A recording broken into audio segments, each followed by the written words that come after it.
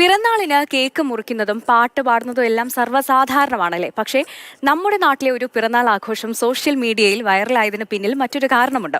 Cake മുറിക്കുമ്പോൾ കൂട്ടുകാരികൾ പാടുന്ന പാട്ടാണ് ഈ പിറന്നാൾ ആഘോഷത്തെ സ്പെഷ്യൽ ആക്കിയത്. ഏതാണ് ആ പാട്ട്, എങ്ങനെയാണ് ഇത് സ്പെഷ്യൽ ആകുന്നത് എന്നൊക്കെ കണ്ടു നോക്കാം.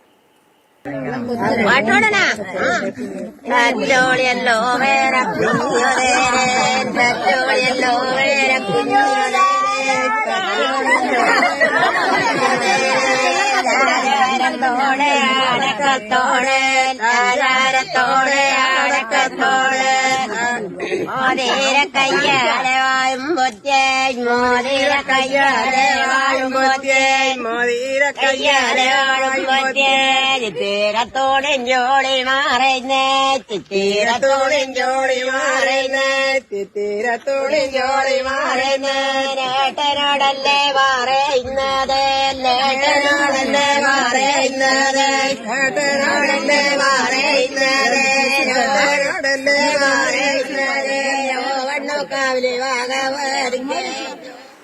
ഈ പിറന്നാൾ ആഘോഷത്തിന്റെ കൂടുതൽ വിശേഷങ്ങൾ അഖില CP പറയും. അഖില, ഒരു പുഞ്ചിരിയോടെ അല്ലാതെ ഈ ഒരു വീഡിയോ നമുക്ക് കാണാൻ കഴിയില്ല അല്ലേ. സാധാരണ കേക്ക് മുറിക്കുമ്പോൾ നമ്മൾ ഹാപ്പി ബർത്ത്ഡേ ആണ് എല്ലാവരും ചുറ്റും കൂടി നിന്ന് പാടുന്നത്. പക്ഷെ ഇവിടെ ഉദയനന്റെ പാട്ടാ പാടിയിരിക്കുന്നത് അല്ലേ.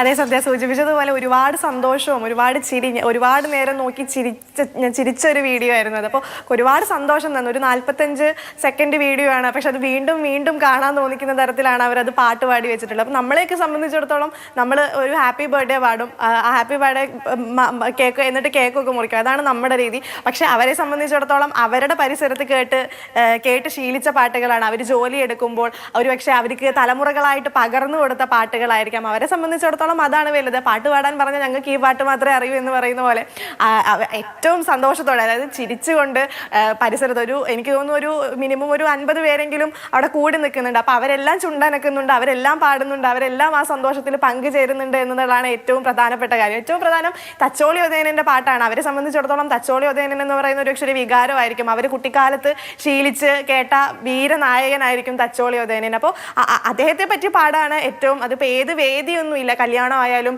ഇത്തരത്തിൽ പിറന്നാൾ ആഘോഷങ്ങളായാലും ഒക്കെ അവർക്ക് തച്ചോളി ഉദയനന്റെ പാട്ട് മാത്രമേ അറിയൂ എന്നല്ല, എങ്കിലും ഒരു സന്തോഷം വരുന്ന സമയത്ത് ആ പാട്ട് മാത്രമേ പാടൂ. അപ്പോൾ ഈ വടക്കൻ കേരളത്തിൽ മാത്രം കേട്ടിട്ടുള്ള ഈ വടക്കൻ പാട്ടുകളാണ് ഈ ഇത്തരത്തിൽ തച്ചോളി ഉദയനൻ പുത്തൂരം വീട്ടിലെ തച്ചോളി തറവാട്ടിലേക്ക് വീരനായകന്മാരെ കുറിച്ച് പാടുന്ന, അല്ലെങ്കിൽ അവരെയൊക്കെ വാഴ്ത്തി പാടുന്ന ഒരു പാട്ടാണ് ഈ വടക്കൻ പാട്ടുകൾ എന്ന്. അപ്പോൾ പറയുന്നത് ഇത് നൂറ്റാണ്ടുകൾക്ക് 16ഉം 17ഉം നൂറ്റാണ്ടുകളിലൊക്കെ രചിക്കപ്പെട്ടിട്ടുള്ളതാണ്. അപ്പോൾ ഈ തച്ചോളി ഉദയനന്റെ വീരകഥകൾ, അദ്ദേഹത്തിന്റെ ബാല്യകാലം, അദ്ദേഹം ഈ കളരിപ്പയറ്റിൽ അദ്ദേഹത്തിന്റെ വീരകഥകൾ, അംഗം വെട്ടിയത്, അതൊക്കെയാണ് പാട്ടിലൂടെ അവർ പറയുന്നത്.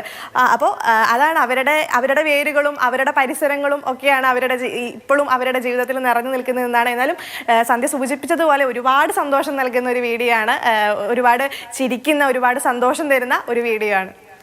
തീർച്ചയായും അഖില.